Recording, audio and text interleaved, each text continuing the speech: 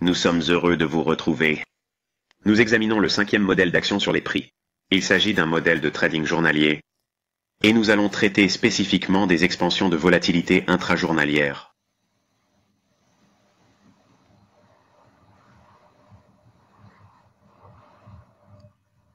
D'accord, donc le day trading des expansions de volatilité intrajournalière. Ce modèle va s'intéresser à l'étape des tirages de liquidités sur des périodes plus longues.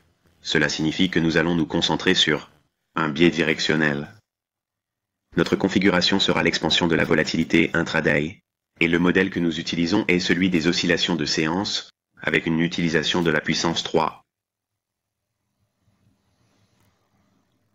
D'accord, donc, pour l'internalisation de ce modèle, voici ce que je veux que vous voyez, parce que c'est ce que j'ai vu au début de cette semaine. Nous venons de terminer. Vous verrez évidemment plus de détails dans notre revue de marché le lundi de la semaine suivante. Le lundi de la semaine suivante. Nous examinons donc la livre sterling. D'accord, voici la livre. Et je m'attends à ce que nous allons essayer de descendre jusqu'à 1,354, 1,355 dans cette zone, peut-être 1,350 par rapport au graphique journalier. Maintenant, si vous avez suivi tout ce temps à travers nos revues de marché et nos commentaires hebdomadaires, vous avez été bien informé sur le niveau auquel je pensais que la livre sterling tomberait. Voilà donc notre tirage quotidien de liquidité interbancaire à long terme. Interbancaire à long terme. D'accord, donc là où le prix cherche à aller en fin de compte. Et c'est sur ce point que j'ai concentré mes efforts pour que nous puissions collectivement anticiper l'évolution des prix du câble. Mais nous allons examiner les effets et les influences d'autres domaines de la liquidité et comment cela va dissuader et créer de nouvelles opportunités. Ce modèle sera donc flexible en ce qui concerne la négociation des sessions intrajournalières. Il ne s'agit pas tant de négocier la fourchette quotidienne elle-même dans son intégralité, ou que nous essayons de négocier l'ensemble de la fourchette hebdomadaire, ce qui sortirait du cadre de ce modèle. Ce que j'essaye d'enseigner, c'est qu'il existe un cadre que vous pouvez utiliser pour négocier les différentes séances de bourse. C'est un exemple. La zone mortelle de l'ouverture de Londres, l'open kill zone de New York. D'accord, il y en a surtout deux. Vous pouvez évidemment les utiliser avec les sessions asiatiques pour les traders nord-américains qui n'ont pas accès à la négociation intrajournalière ou qui ne peuvent pas se lever suffisamment tôt pour négocier à Londres en raison de négocier à Londres à cause de leur travail. La force de ce modèle réside principalement dans les sessions de Londres et de New York. D'accord, mais sachez qu'en entrant dans le jeu, vous n'obtiendrez pas les mêmes résultats, même dans vos tests rétrospectifs. Si vous essayez de négocier en dehors de ces paramètres, le modèle lui-même n'est pas spécifique à un jour, mais d'une sorte de présentation de mes cartes. Je préfère négocier le lundi, le mardi ou le mercredi. Bon, évidemment, comme je vais vous donner un exemple, cette session, il y a une raison pour laquelle j'ai choisi de ne pas conserver le range hebdomadaire cette semaine, et vous verrez certaines de ses caractéristiques. Cela a aussi pour but de vous aider à combler certaines lacunes en cours de route avec vos autres. Les modèles que nous avons déjà partagés et les futurs modèles d'échange que nous allons enseigner. Avant d'aller plus loin, j'ai une question. Est-ce que je ne vais enseigner que 12 modèles? Non, vous obtiendrez beaucoup plus d'informations au fur et à mesure que nous avancerons. Chaque année, j'aurai plus de contenu et plus d'éléments pour vous aider à mieux comprendre. Nous ne limitons donc pas notre perspective à 12 modèles. Il y a une multitude d'approches différentes que vous pouvez utiliser une fois que vous comprenez l'action des prix et une poignée de choses que je vous ai enseignées dans le cadre du mentorat. Vous pouvez faire beaucoup de choses merveilleuses en termes de construction de votre propre modèle. Je le répète, j'ai reçu des courriels de personnes qui sont déjà arrivées à la conclusion qu'elles ont déjà vu leur modèle jusqu'à présent, et qu'ils s'en servent, et c'est très bien. Je vous promets que cela va probablement arriver pour certains d'entre vous, et que pour d'autres, cela n'arrivera probablement pas. D'accord? Et ne laissez pas cela vous frustrer, parce que si c'est le cas maintenant, et que vous ressentez cette frustration, vous ne vous soumettez pas au processus. Vous ne vous soumettez pas au processus, vous devez passer par l'ensemble des 12 modèles. Je vous promets que même si vous ne choisissez pas d'utiliser l'un des modèles spécifiques, ils vous donneront une base ou un cadre pour progresser vers votre propre modèle ou un cadre pour progresser jusqu'à ce que vous arriviez à votre propre modèle. Les modèles que je choisis ne sont pas sporadiques, ils ne sont pas le fruit du hasard. Ce sont des modèles qui vous aideront à mieux comprendre l'action des prix, à mieux vous comprendre en tant que trader et à savoir où vous voulez vous concentrer, et plus de détails sur certaines des choses qui ont été enseignées dans l'émission du mentor. C'est une sorte de programme complet, comme voici ce que nous allons faire avec toutes ces informations. En gros. D'accord, donc ce modèle. Encore une fois, je me concentre principalement sur la recherche de le trading intrajournalier. Je n'essaie pas de négocier l'ensemble de la fourchette quotidienne. Je cherche un mouvement à Londres ou un mouvement à New York. C'est tout. Le cadre de ce actuellement et où se situe ce niveau, qu'il soit à 1,50, 1,55 ou 1,40 même, ok, cela n'a pas d'importance parce que cela reste un prélèvement sur les liquidités. C'est du long terme. Je reçois des courriels me demandant, vous savez pourquoi, si je regarde le graphique journalier, je me trompe de 5 ou 6 pips et vous vous inquiétez à ce sujet. Il n'y a pas de quoi s'inquiéter. Il n'y a absolument aucune raison de s'en préoccuper. En fait, c'est normal. C'est normal. Les données de chacun sont légèrement faussées. Et c'est quelque chose de raisonnable. Ne pensez donc pas que vous devez avoir le niveau exact que j'anticipe. D'accord? Parce que nous allons tous penser différemment. Nous allons tous voir les choses dans une certaine mesure, même si nous avons vécu le mentorat ensemble, collectivement, il y aura toujours un écart par rapport à la moyenne. De la moyenne. En d'autres termes, si je pense que cette normale serait une fourchette de 10 pips, ce n'est pas le cas. Il est impensable de prévoir qu'un grand nombre d'entre vous, a regardé 15 pips ou 12 pips en dehors de ce périmètre. Et dans l'ensemble, cela ne va pas casser quoi que ce soit. D'accord? Alors ne le faites pas.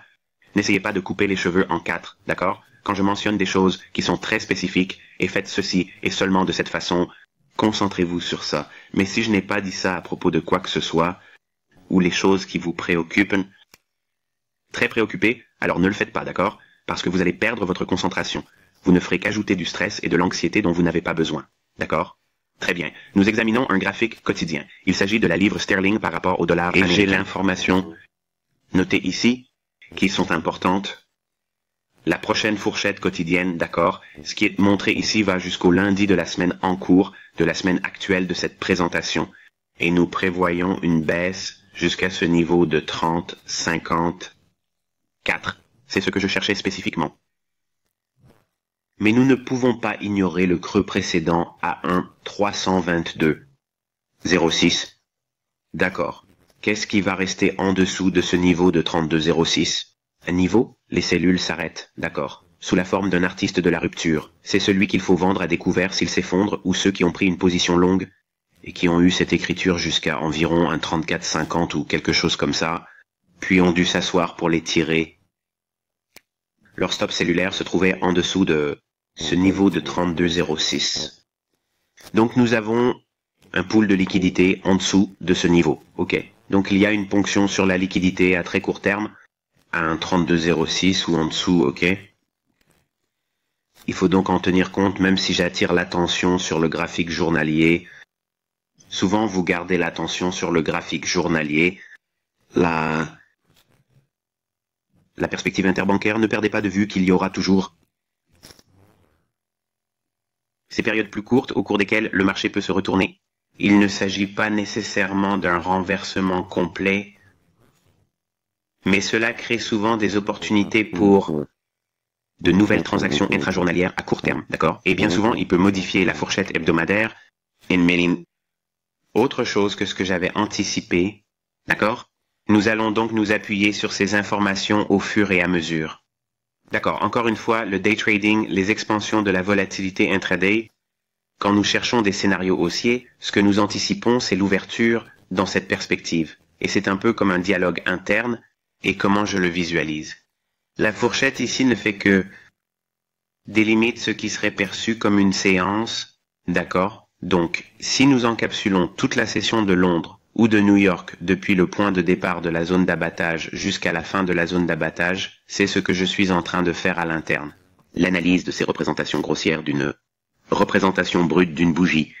S'il s'agit de la fourchette journalière ou de la fourchette de séance, idéalement nous allons chercher une fourchette haussière si nous essayons d'acheter, et nous prévoyons la même marge de manœuvre en termes d'expansion à la hausse sur la zone mortelle de Londres ou la zone mortelle de New York. D'accord. Cibler un bloc de rejet au-dessus du prix du marché, un pool de liquidité du côté des acheteurs, ou des sommets égaux sur la journée. Maintenant, parce qu'il est question de quotidien ici, ne perdez pas de vue que nous pourrions également rechercher des sommets égaux intrajournaliers ou sur l'intro-semaine. Il peut donc s'agir d'un PDA qui peut être important. D'accord. Et pourquoi le marché devrait s'étendre jusqu'à ce point de prix? Tout est évidemment inversé ici pour lorsque les marchés sont baissiers et que nous avons une anticipation de la fourchette journalière ou de la fourchette de la séance. Ok, étant baissier, nous viserons des bas égaux sur le journalier et ou un creux égal intrajournalier. Ok, ou un pool de liquidité sell stop sur une base journalière. Si vous vous souvenez avant que je ne change la diapositive, je vous montrais le niveau de 1.32.06, qui serait, dans ce cas-ci, en regardant le scénario baissier, nous avons un pool de liquidité sell stop qui se trouve sous le niveau 1.32.06. Puis évidemment, à mesure que nous descendons, un bloc de rejet pourrait également être un catalyseur pour un tableau d'escompte. Ok, maintenant la logique derrière ceci est que je veux en quelque sorte vous faire comprendre pourquoi nous envisageons ce modèle. Ce modèle, vous allez aussi découvrir que ce modèle complète beaucoup d'autres modèles que vous allez apprendre et qui vous ont déjà été enseignés. Modèles que vous apprendrez et ceux qui vous ont déjà été enseignés. Et qu'il vous aide à combler certaines lacunes en ce qui concerne les écarts types quand utilisez le flow, quand utilisez la fourchette quotidienne de la Banque centrale et ou la fourchette asiatique pour les écarts. Pour les écarts. D'accord. La logique derrière cela est que le graphique journalier mettra en évidence le tirage le plus probable de la liquidité. Encore une fois, c'est là que la prémisse directionnelle entre en jeu, ok, ou le biais. C'est là que le prix est le plus susceptible d'être négocié, c'est-à-dire à court terme. En utilisant ce biais directionnel, nous pouvons anticiper que les fourchettes quotidiennes se développent dans la même direction. Si la tendance est inférieure au prix actuel du marché, les fourchettes quotidiennes s'ouvriront près du sommet et se fermeront près du creux. Il est important de comprendre que, parce que nous faisons du day trading ou du session trading à l'intérieur de l'action intraday des prix, nous n'avons pas besoin que la clôture de la fourchette journalière soit à la baisse Nous n'avons pas besoin que la clôture de la fourchette journalière soit à la baisse pour trouver des configurations rentables. En d'autres termes, tout ce que nous recherchons, c'est l'expansion dans la direction du mouvement quotidien que nous prévoyons de voir, basé sur et lié à le tirage au sort quotidien. Donc, quels que soient ces niveaux inférieurs égaux, ou l'endroit où nous pensons que le prix institutionnel est poussé, tous ces flux importants que nous aimerions suivre ou sur lesquels nous aimerions nous appuyer, nous essayons de négocier dans la même direction, mais nous anticipons les mouvements intrajournaliers de la même manière. Les mouvements intrajournaliers de la même manière, et pas seulement la fourchette journalière, mais nous négocions les mouvements de prix intrajournaliers. London Open, New York Open. Là encore, c'est important. Nous n'exigeons pas que la clôture soit inférieure à l'ouverture ou proche du plus bas pour trouver des positions rentables. Évidemment, tout ce que j'ai dit ici est inversé. Lorsque nous nous référons à des périodes où le tirage est supérieur au prix actuel du marché. D'accord, continuons avec la logique derrière ce modèle, l'expansion de la fourchette quotidienne. Ok, en se référant à l'indice journalier, le graphique et la bougie elle-même seront dans la même direction que le dessin quotidien. D'accord, nous pensons que le flux d'ordre institutionnel conduit le prix à la hausse et à la baisse. D'accord, nous allons anticiper les fourchettes quotidiennes collectivement, pas tous les jours. Cela va-t-il se produire de toute évidence? Mais sur un large échantillon de données, nous verrons principalement la plus grande fourchette et les expansions seront dans cette direction. D'accord, c'est ce à quoi je fais référence ici. Cela permet d'anticiper et de prévoir la volatilité de la séance intrajournalière chaque jour. Maintenant, si le tirage au sort est supérieur au prix actuel du marché, nous nous attendons à ce que les fourchettes quotidiennes s'élargissent vers le haut. New York évolue de la même manière. Nous recherchons des opportunités d'achat et des objectifs d'expansion plus élevés, en utilisant les écarts types avec concept de volatilité intrajournalière. L'inverse est vrai pour les périodes où le tirage quotidien est inférieur au prix actuel du marché. Lorsque l'on regarde la fourchette des cambistes de la Banque centrale, l'idéal est que la fourchette entre 16 heures, heure de New York, et 20 heures, heure de New York, soit considérée comme une fourchette de négociation claire et perceptible, sans tendance. D'accord? Qu'est-ce que je veux dire par là? Si nous avons eu un début consolidation en début d'après-midi, disons vers 10 heures du matin, le prix a stagné, il a augmenté, ça ressemble à un mouvement de tendance ou à un jour de tendance, puis il s'est consolidé et n'est pas monté plus haut. Ensuite, si nous commençons à voir une expansion entre ces périodes, entre 16 heures et 20 heures, heure de New York, ce n'est probablement pas une bonne idée d'utiliser la fourchette d'un courtier de la Banque centrale, d'accord?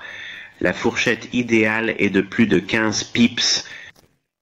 D'accord? Donc, si la fourchette est inférieure à 15 pips, n'utilisez pas la fourchette du courtier de la Banque centrale pour les objectifs d'expansion. J'expliquerai au fur et à mesure pourquoi c'est important. Le compte de la plage asiatique. Encore une fois, l'idéal est que la fourchette entre 20 heures, heure de New York, et minuit, heure de New York, se situe dans une fourchette claire et perceptible. Se situe dans une fourchette commerciale claire et perceptible. Là encore, la situation est la même pour ce qui est de définir ce fait qu'il s'agit d'une fourchette et non d'une tendance a été mentionné dans la partie relative à la fourchette des courtiers. Il y a quelques instants, il y a un instant. La fourchette idéale de pips est de 20 pips et plus à prendre en compte. L'utilisation de la fourchette asiatique, la fourchette idéale de la fourchette asiatique à prendre en considération est de 20 pips ou plus. Maintenant, nous n'aimons pas l'utiliser lorsqu'elle est supérieure à 40 pips. Si c'est plus de 40 pips, alors, vous savez, quand la diapositive suivante, nous utiliserons cette information là aussi. Mais, pour ce qui est de la fourchette asiatique, les scénarios idéaux sont qu'elle doit être supérieure à 20 pips. Donc si la fourchette est inférieure à 20 pips, n'utilisez pas le range asiatique pour les objectifs d'expansion. Choisissez d'utiliser le float. Très bien, c'est à peu près le compte. La considération idéale est lorsque la fourchette des cambistes de la Banque centrale et ou la fourchette asiatique ne sont pas favorables. La fourchette asiatique ne sont pas favorables. Nous avons déjà passé en revue les paramètres qui font qu'il ne s'agit pas d'une considération favorable. Pas une considération favorable. La fourchette idéale de pips n'est pas limitée, car nous utiliserons l'heure de 16 heures, heure de l'Est, de New York à minuit, heure de New York, et l'étendre en multiple de 50 pips. Étendre cette fourchette par multiple de 50%, et pour cela, il faut revenir au mentorat et voir ce que je veux dire par là. Je ne suis pas en train de réapprendre le float ici. Très bien, le jour précédent et le flottant intrajournalier, la mise en œuvre des écarts types et des niveaux d'expansion de la volatilité intrajournalière. Le niveau d'expansion de la volatilité intrajournalière doit être couplé avec les niveaux d'expansion de la volatilité intrajournalière, avec des niveaux logiques de pool de liquidité à court terme. En d'autres termes, les niveaux d'expansion qui se chevauchent avec les plus hauts ou les plus bas de la veille et les plus hauts ou plus bas intrajournaliers précédents, qui peuvent être sous la forme d'un intra-hebdomadaire ou du même jour de négociation que celui que vous regardez en ce moment. Un exemple parfait serait de regarder le plus haut et le plus bas de Londres lors de la séance de New York du même jour. Si vous considérez cela, vous constaterez qu'ils ont plus de chances de réussir et d'être précis. Confluence de flotteurs ouverts, du temps et de l'expansion de l'écart type. L'objectif de ce modèle est de se concentrer sur les périodes où un biais directionnel peut être dérivé et de cibler des moments spécifiques de la journée où les prix sont susceptibles de connaître des expansions de volatilité dans la même direction. En combinant les marqueurs de liquidité avec le moment de la journée et les écarts type dans les expansions de volatilité intrajournalière est le cadre de ce modèle d'action sur les prix. Ok, revenons à notre exemple. Et en vous montrant comment utiliser ce modèle spécifique. Je prends beaucoup de liberté pour vous montrer comment utiliser ce modèle spécifique. Lorsque vous utilisez ce modèle, que vous compreniez comment, vous allez sélectionner votre modèle d'entrée, votre technique d'entrée spécifique. Il peut s'agir d'une entrée optimale, d'une soupe de tortue, d'un écart de juste valeur, d'un breaker, de la théorie du bloc d'ordre standard, d'un cours supérieur au cours d'ouverture en cas de vente à découverte ou d'un cours inférieur au cours d'ouverture en cas de vente à découverte, n'importe lequel de ces modèles, d'accord, est-ce qu'on est prêt à l'employer pour ces modèles? Il n'est pas nécessaire d'en avoir un en particulier. Donc, si je ne mentionne pas de critères spécifiques pour l'entrée, ne pensez pas que votre approche ne correspondrait pas à ce modèle. Vous allez vous rendre compte que ce modèle vous apprend en fait de la volatilité intrajournalière et les hauts et les bas quotidiens et les hauts et les bas hebdomadaires. C'est un peu comme si je construisais sur ce modèle que sur le reste. Parce qu'avec cet aperçu, vous pouvez utiliser beaucoup d'autres modèles que l'on vous a enseignés et ceux que l'on vous enseignera à l'avenir pour vraiment le compléter. Nous sommes donc de retour sur un graphique journalier, repris dans les locaux. Nous avons identifié le point bas précédent à 1,32.0.6 livres contre dollars. Et le prochain jour de bourse qui n'a pas été peint sur le graphique quotidien est le mardi. Nous avons donc un phénomène de jour de la semaine. Nous avons donc un phénomène de jour de la semaine. Donc, même si cela pourrait potentiellement être d'un mouvement baissier pour la semaine ou que la fourchette hebdomadaire soit excessivement basse, je ne l'envisage pas parce que je pourrais tout simplement me contenter d'un mouvement baissier. Je ne l'envisage pas parce que je pourrais avoir une descente jusqu'au niveau de 1.32.0.6 et que la liquidité pourrait être inférieure à ce niveau. Si les liquidités descendent en dessous de ce niveau, le cours pourrait simplement se consolider ou s'inverser. Nous devons donc être attentifs. Je n'ai que ça à la bouche. Et je veux prendre des positions mardi lors d'une session à Londres qui mènerait potentiellement à un effondrement à 1,32,6 $, mais je suis tout à fait à l'aise avec le fait de rater le mouvement à 1,3050. Je suis tout à fait à l'aise avec le fait de rater le mouvement à 1,3050 ou 1,3054 dans ce cas, parce que le modèle se concentre principalement sur le scalping des sessions intrajournalières. Encore une fois, je n'essaie pas de vous apprendre à suivre tous les modèles ou à être un swing trader ou un trader à court terme, alors que votre psyché est vraiment axée sur le scalping des séances intrajournalières. Psyché est vraiment destiné à être un trader intraday ou un scalper. Ok, donc nous voyons ici le mardi. La bougie elle-même s'ouvre. Elle monte un peu, retourne dans le bloc d'ordre baissier, qui est la troisième bougie à gauche de la bougie de mardi. Bougie de clôture. C'est un bloc d'ordre baissier. Il monte dans ce bloc, créant un mouvement de Judas. Et ensuite, l'expansion de la baisse. Remarquez que nous sommes tombés sous l'ancien plus bas. D'accord. Donc 1,3206, cette réserve de liquidité a été utilisée, elle a été épuisée. Maintenant, je ne sais pas s'il va continuer à descendre jusqu'à 35, je ne le sais pas.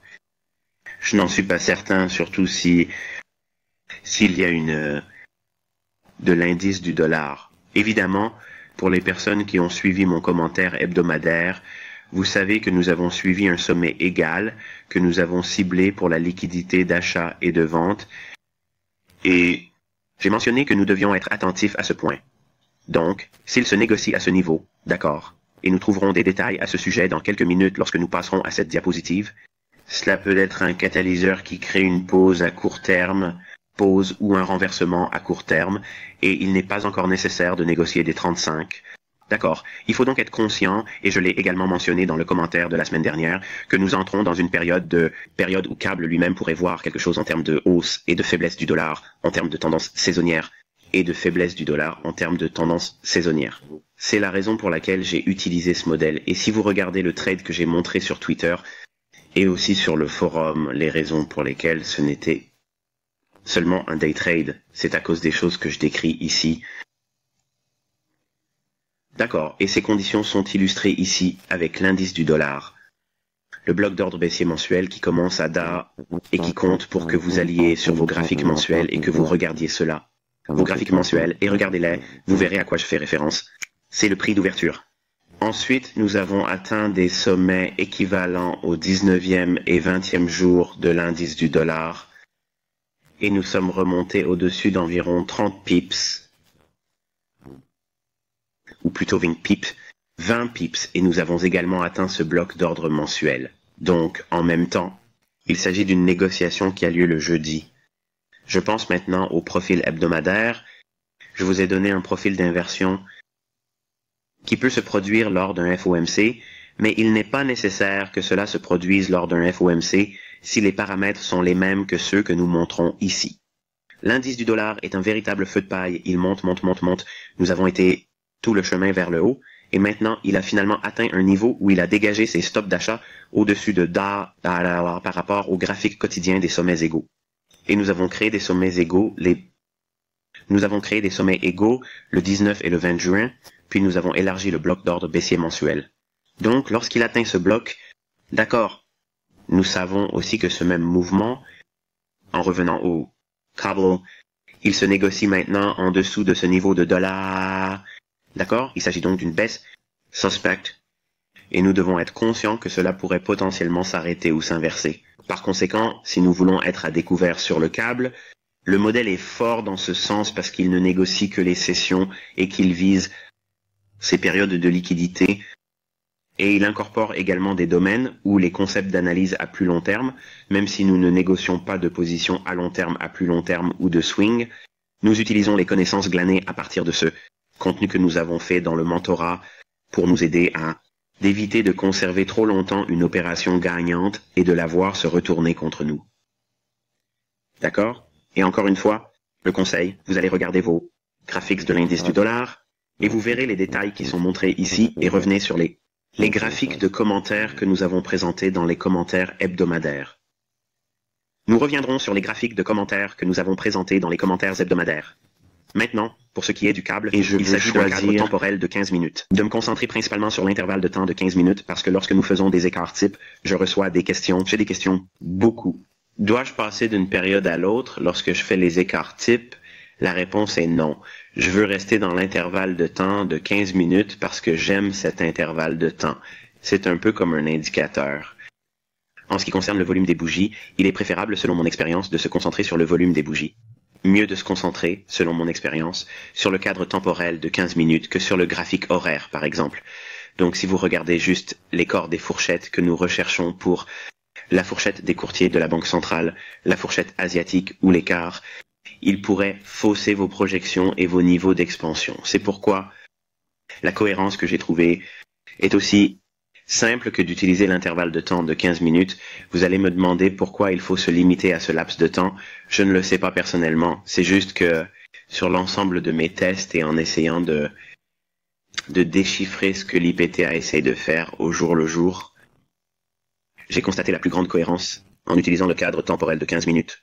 Vous allez maintenant examiner d'autres périodes et constater qu'elles sont parfois plus précises que le PIP.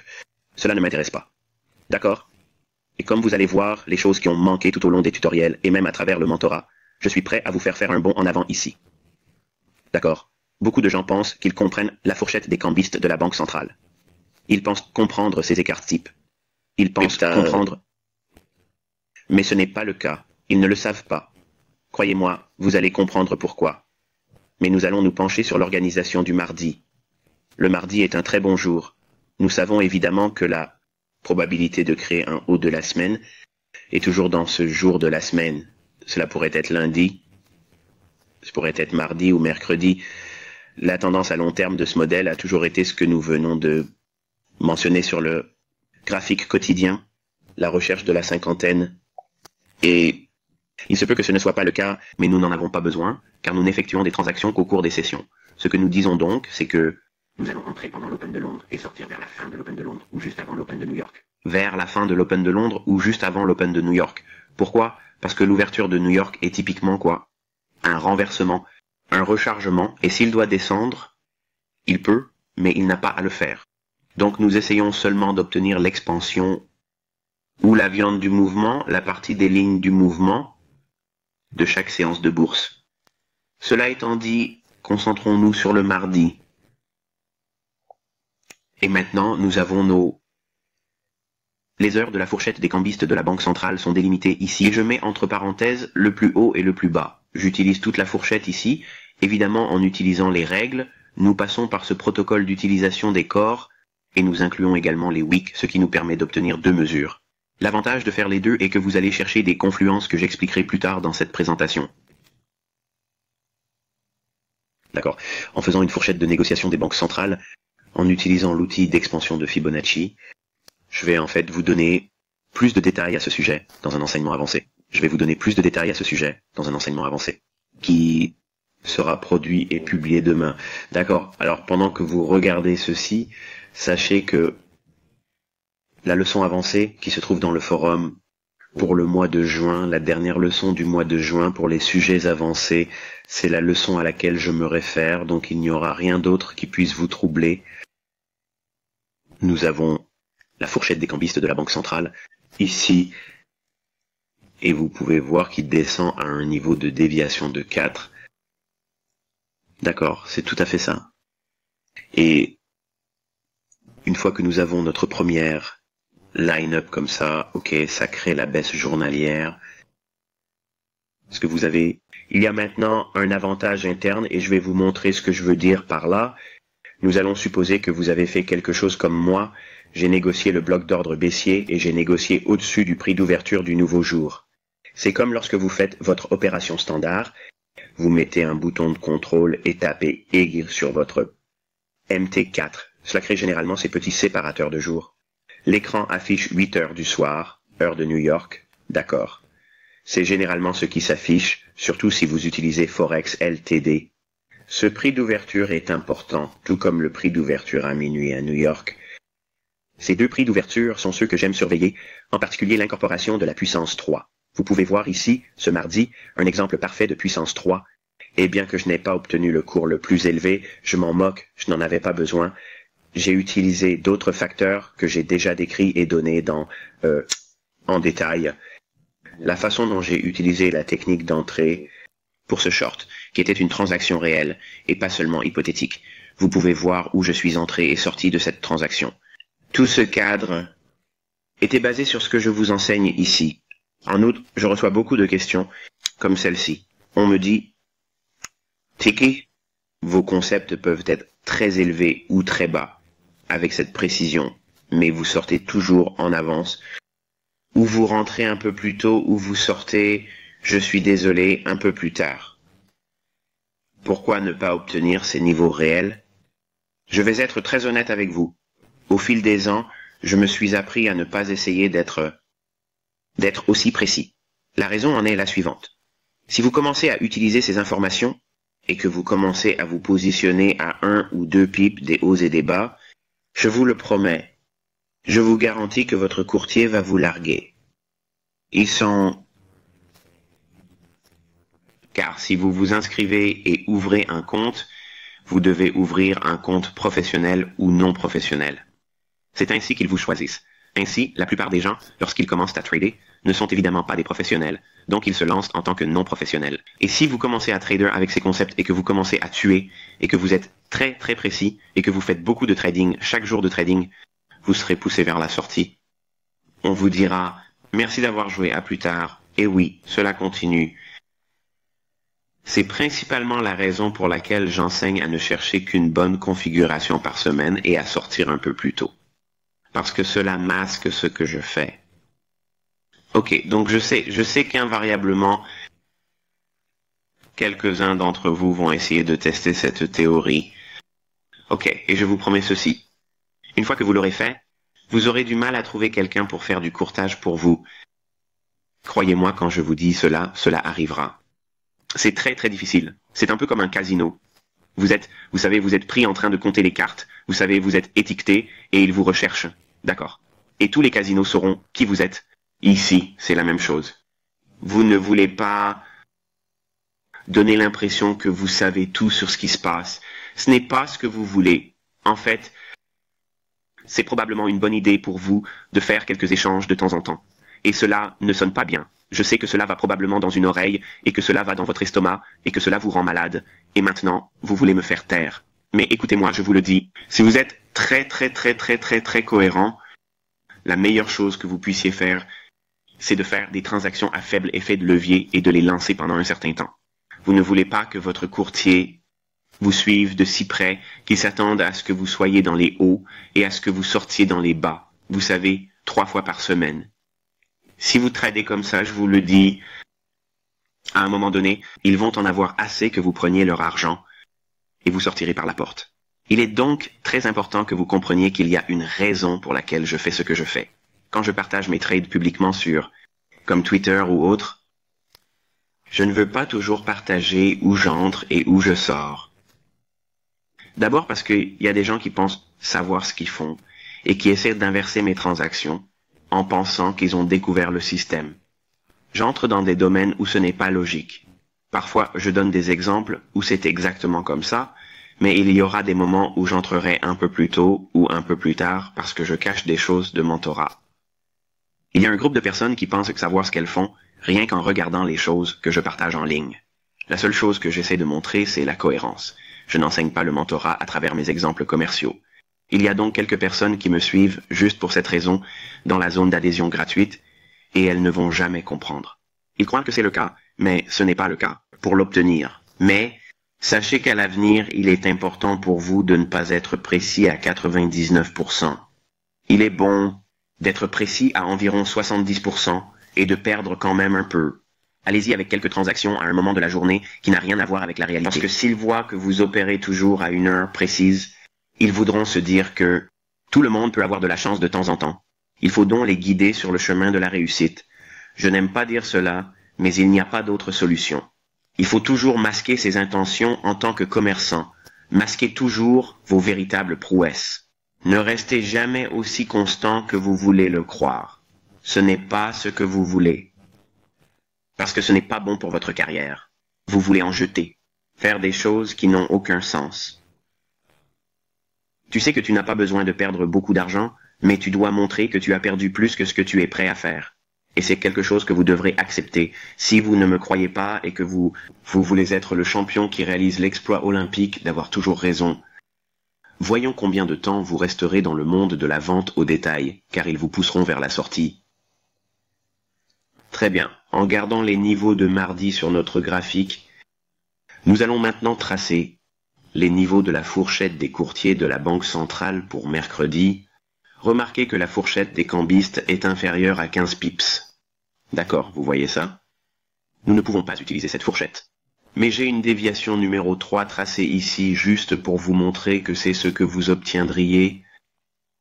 Mais je ne veux pas l'utiliser parce que les règles stipulent que vous devez avoir plus de 15 pips pour la fourchette des cambistes de la Banque centrale. Nous allons donc utiliser la fourchette asiatique, mais remarquez qu'elle est également inférieure à 20 pips. D'accord, et je vous montre l'écart type au niveau 3 pour celui-ci également. Maintenant, parce que ces gammes ne répondent pas aux critères minimaux, nous devons utiliser le float. Nous disposons de l'ensemble de la gamme float, qui est de 20 à 4 temps relatifs. Nous pouvons voir que nous avons un écart type de 3 avec celui-ci. Nous prenons toujours la moitié de cette fourchette. Ce que j'ai fait, c'est que j'ai utilisé la partie supérieure ou la moitié supérieure de cette fourchette d'écart et j'ai utilisé l'outil d'expansion de Fibonacci comme je vous l'apprendrai dans l'enseignement avancé. Je ne veux pas en faire une vidéo de 4 heures, alors je dois la diviser en plusieurs parties, mais l'essentiel est ce que je vous enseigne ici maintenant. Remarquez que l'écart type sur le float pour le mercredi est un écart type de 3, mais remarquez à quel point il est proche de l'écart type 1 du mardi. Vous voyez cela? Regardez l'écart entre l'écart type 3 et écart type 1, respectivement. Ensuite, regardez où se situe le sommet de la journée. Il revient au niveau d'écart type 1 le mardi. Vous voyez cela? Maintenant, en ayant cela sur notre graphique, nous allons continuer à aller de l'avant. D'accord?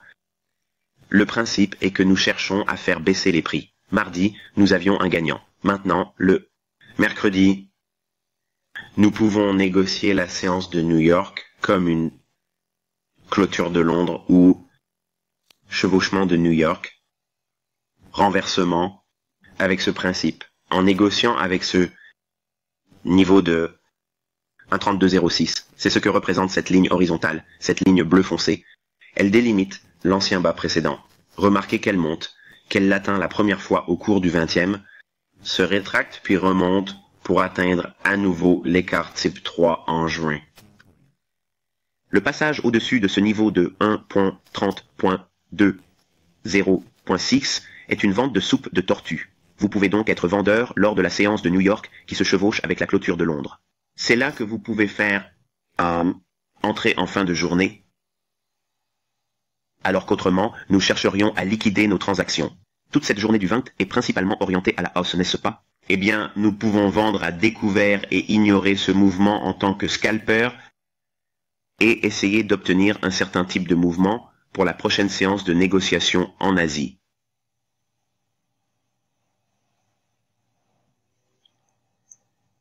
D'accord, nous avons donc nos niveaux ici. Je mets le float sur les deux côtés de la fourchette sur le 20e. Vous pouvez donc voir les écarts types au-dessus et en dessous. Et le 20 juin, dans ce cas, c'est jeudi. Encore une fois, le même type de choses que nous devons utiliser pour bafouer. Et en utilisant ce critère, nous pouvons voir qu'il y a un écart type du niveau numéro 2 pour le 21 juin, et ce niveau se rapproche de l'écart type de 5 le 20 juin. Nous avons donc la même attente, à savoir que les prix devraient baisser. Mais nous avons maintenant cette situation du jeudi où l'indice du dollar entre dans un bloc d'ordre baissier mensuel. Il l'atteint au moment même, le 21, que le câble se négocie à la baisse à ce niveau de 1,30 et 1,10. Écart type niveau 5, écart type niveau 2, respectivement sur les 2 jours. Il y a confluence au moment même où le bloc d'ordre baissier est atteint sur l'indice du dollar. Puis, boum, nous obtenons un rallye explosif. Si l'on ajoute à cela le niveau d'écart type numéro 7 à partir du 20e, et en projetant cela à l'avenir, nous obtenons le niveau très élevé, à un pic près, le 21 juin. Remarquez également que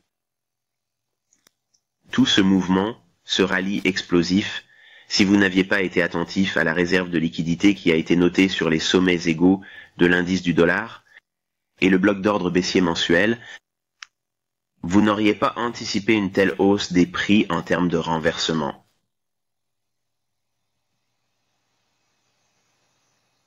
Je vais maintenant mélanger l'élément du moment de la journée, qui est ce sur quoi ce modèle se concentre, et l'incorporation des écarts types et de la liquidité. Chaque zone ombrée ici est une zone spécifique, zone d'abattage. Nous avons une zone New York, nous avons une zone mortelle de l'Open de Londres, nous avons une clôture de Londres, de prise de bénéfices.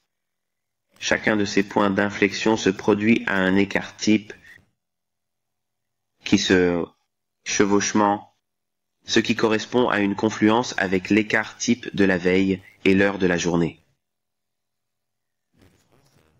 Remarquez également que si vous regardez comment les sommets intrajournaliers, trouver un sommet intrajournalier et le dépasser de 10, 20 et 30 pips, et s'il se superpose à l'écart type, il y a également confluence avec l'écart type de la veille. Vous avez une forte probabilité, surtout si c'est l'heure de la journée, liée et kill zone, qui sont toutes ces petites cases ombrées ici. Lorsque nous avons cela, nous avons une très forte confluence avec l'écart type du jour précédent. Il va y avoir un virage. Premier point de retournement, si vous êtes dans une transaction, c'est probablement le bon moment pour prendre vos bénéfices. Et c'est aussi un argument de vente pour expliquer pourquoi les sessions de trading pour le scalping intraday est si gratifiant, parce que vous pouvez obtenir des points de retournement variés qui ont lieu sur une base intrajournalière, sur une base hebdomadaire, et si vous l'étalez sur un mois entier, vous pouvez obtenir à peu près tous les principaux points de retournement du début à la fin du mois sur chaque relative. Je ne dis pas que vous obtiendrez toutes les fluctuations. Rappelez-vous, j'ai déjà dit que vous ne voulez pas être complètement précis tout le temps. Premièrement, ce n'est pas possible. Deuxièmement, c'est mieux pour vous d'en perdre un peu. D'accord? Si vous pouvez avoir une précision de 90%, c'est très bien, mais dans vos transactions, ne montrez pas cela. Montrez plutôt 65%. Mais dans vos transactions, ne montrez pas cela, montrez plutôt 65, 70, poussez-le là, puis lancez quelques transactions de temps en temps, ne perdez pas beaucoup d'argent, mais ne laissez pas votre taux de réussite être très très élevé. Parce que votre courtier vous mettra à la porte, d'accord. En combinant ces éléments, avec les modèles d'entrée standard, comme l'entrée optimale ou l'entrée par la soupe de tortue, vous verrez que vous aurez beaucoup de compréhension et que vous craindrez beaucoup moins lorsque vous êtes sur le marché, parce que vous savez ce que vous recherchez. Ces écarts types, bien que vous ne les voyez pas sur mon graphique, sur mes autres ordinateurs, c'est à cela que ressemblent mes graphiques. Ils se superposent tous les écarts types de la veille, d'accord. Et j'utilise les règles que je vous ai données dans cet enseignement. Vous savez maintenant quand utiliser la fourchette des courtiers de la Banque centrale. Vous savez maintenant quand utiliser la fourchette asiatique. Vous savez quand utiliser le float, d'accord.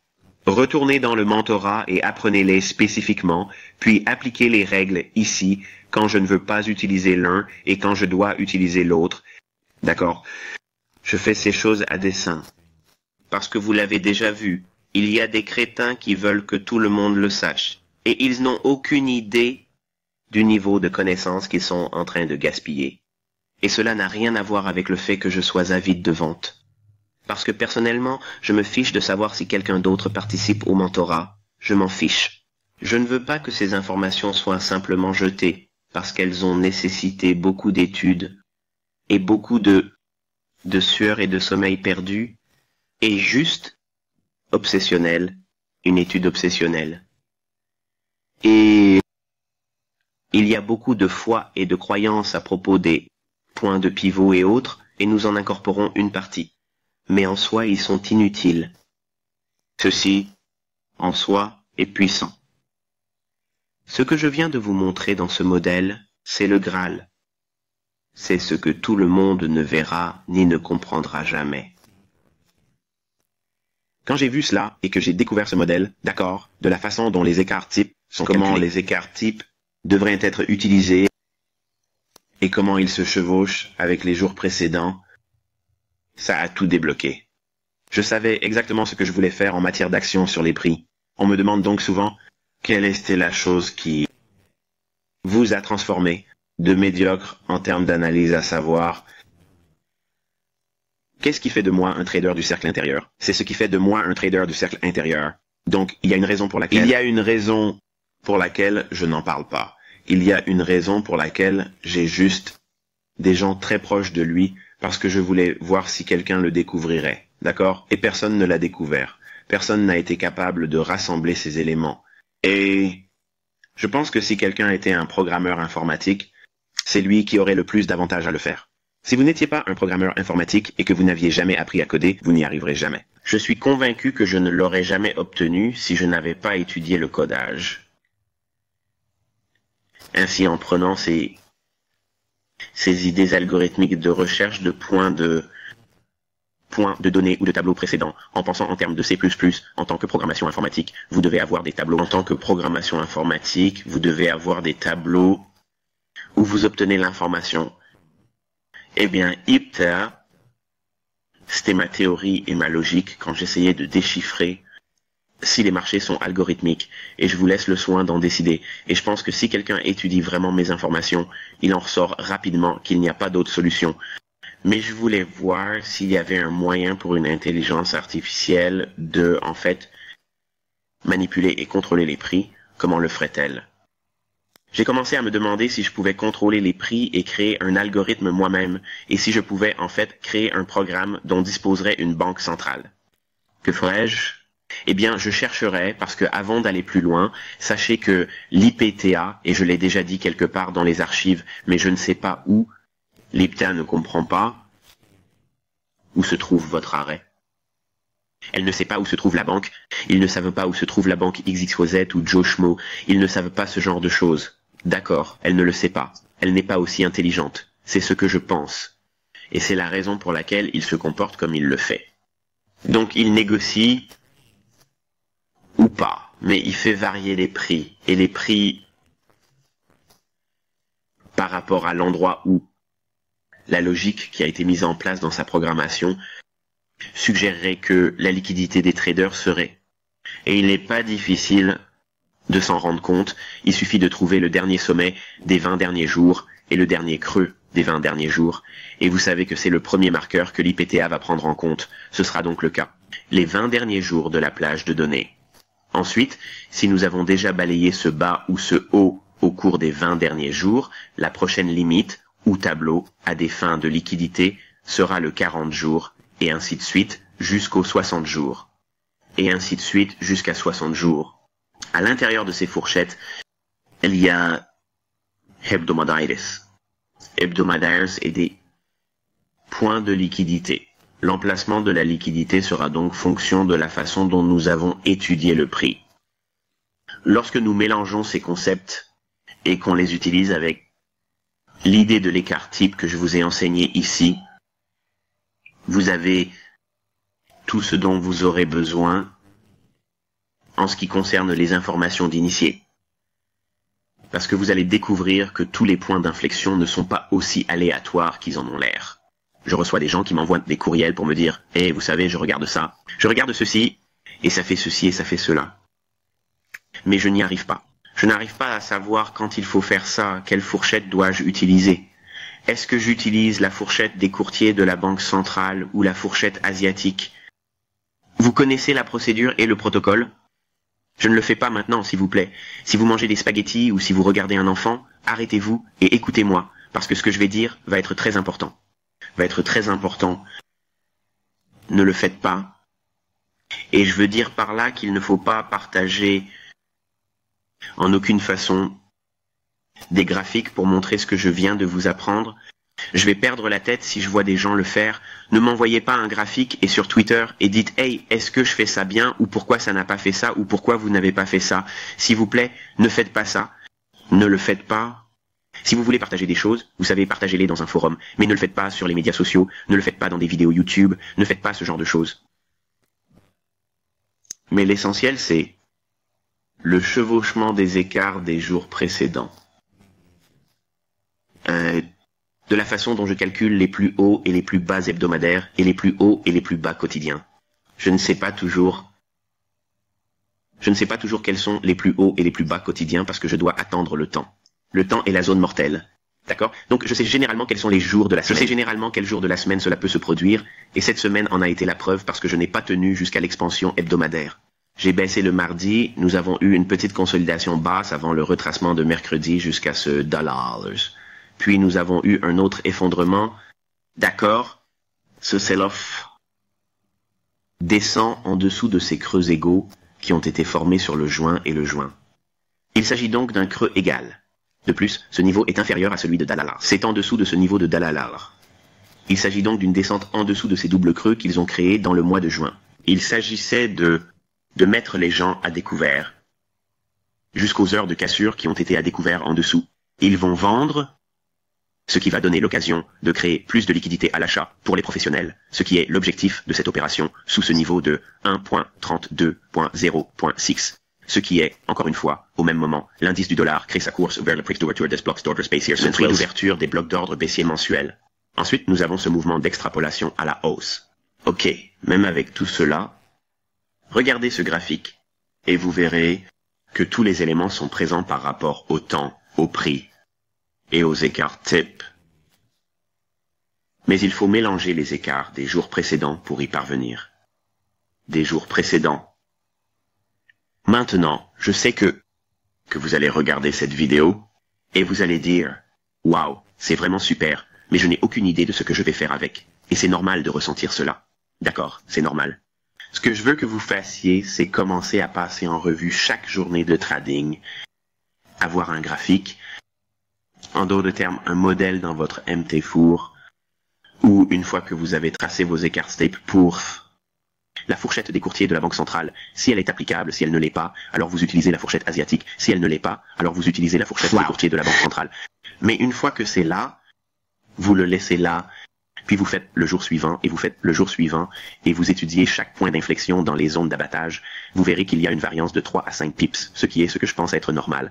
La question suivante que vous vous posez probablement est la suivante. Quelle est l'importance de cette confluence? Eh bien, dans d'autres confluences et d'autres choses que j'ai enseignées dans le passé, cela a toujours été de l'ordre de 15 pips. Ce n'est pas tant que cela, c'est environ 3 à 5 pips. Et la raison en est que chaque courtier va avoir une livraison légèrement biaisée en termes d'offres et de demandes. D'offres et de demandes. Et c'est normal, ça nous l'avons déjà mentionné à maintes reprises dans une litanie de exemples. Ainsi, l'enseignement principal de ce modèle est, premièrement, l'écart type, comment l'utiliser, quand l'utiliser, pourquoi nous le recherchons, et maintenant la pièce cachée, ou le chaînon manquant si vous voulez, est la confluence des écarts types des jours précédents. Mais il faut savoir lesquels ont fonctionné hier pour bénéficier d'une confluence. Pour avoir l'avantage de construire une confluence aujourd'hui, alors que le temps et le prix sont également sensibles. J'espère que vous avez trouvé cela instructif. Jusqu'à la prochaine fois, je vous souhaite bonne chance et un bon trading.